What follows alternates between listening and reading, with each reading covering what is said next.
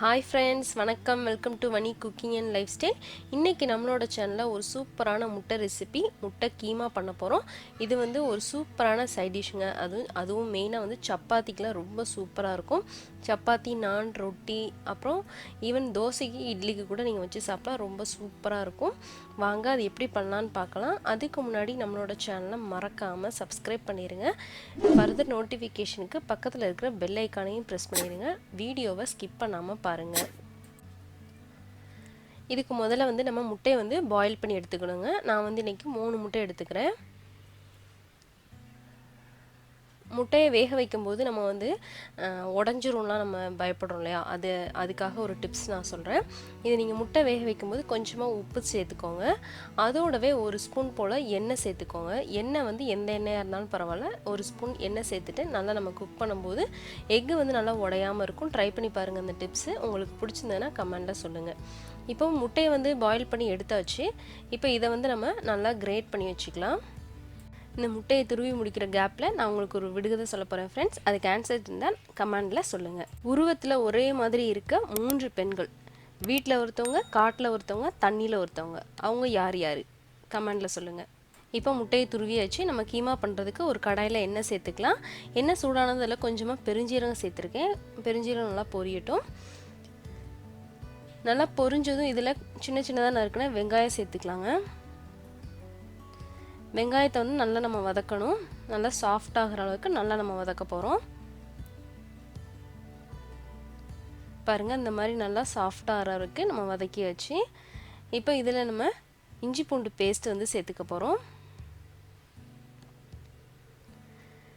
சேர்த்துட்டு நல்லா நம்ம ஒரு மிக்ஸ் கொடுத்துடலாம். அதோட பச்சை ஸ்மெல் போனதும் நம்ம நறுக்கி வச்ச தக்காளி வந்து சேர்த்துக்க போகிறோம். தக்காளி வந்து நல்லா வதங்கணும் நமக்கு.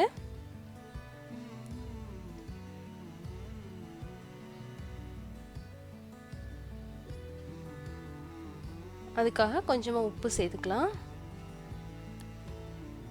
உப்பு சேர்த்து நல்லா இந்த மாதிரி நல்லா வதங்கிடுச்சு பாருங்கள். இந்த அளவுக்கு நம்ம வந்து தக்காளியை வதக்கிக்கணும்.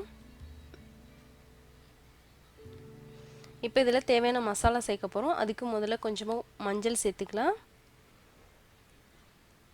அடுத்து காரத்துக்கு தேவையான அளவு சில்லி பவுடர் ஆட் பண்ணிக்கலாம். கொஞ்சமாக மல்லி பவுடர்,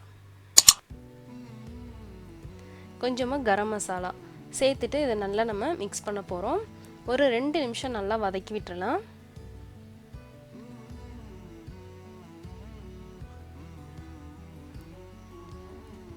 நல்லா 2 நிமிஷத்துக்கு அப்புறமா நம்ம துருவி வச்சிருக்கிற முட்டையை வந்து சேர்த்துக்க போகிறோம்.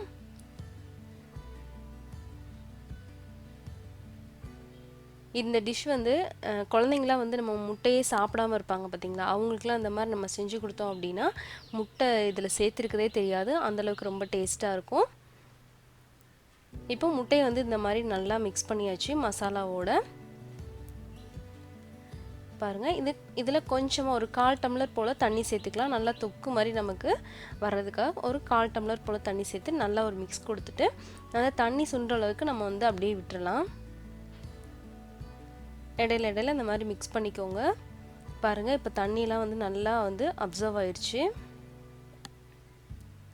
ஃபைனல் ஸ்டேஜுக்கு வரப்போகுது.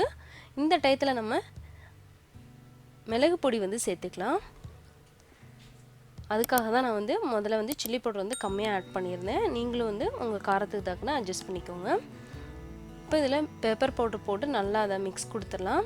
கொடுத்துட்டு ஃபைனலாக நம்ம வந்து கொத்தமல்லி தூவி இறக்குனா நம்மளோட முட்டை கீமா வந்து ரெடி ஆயிரும். ரொம்ப சூப்பராக ரொம்ப டேஸ்டியான இந்த முட்டை கீமா வந்து சப்பாத்தி, நான், ரொட்டி, அப்புறம் ஈவன் வந்து நம்ம இட்லி தோசைக்கு கூட ரொம்ப சூப்பராக இருக்கும். ட்ரை பண்ணி பாருங்கள். அதோட நான் கேட்ட விடுகதைக்கு ஆன்சரை கமெண்டில் சொல்லுங்கள். இதோட ஆன்சரை நான் கண்டிப்பாக நாளைக்கு சொல்கிறேன். இந்த வீடியோ உங்களுக்கு பிடிச்சதுன்னா லைக் பண்ணுங்கள், உங்கள் ஃப்ரெண்ட்ஸ் அண்ட் ஃபேமிலிக்கு ஷேர் பண்ணுங்கள். நம்ம சேனலுக்கு மறக்காமல் சப்ஸ்கிரைப் பண்ணுங்கள். தேங்க்யூ ஃபார் வாட்சிங்.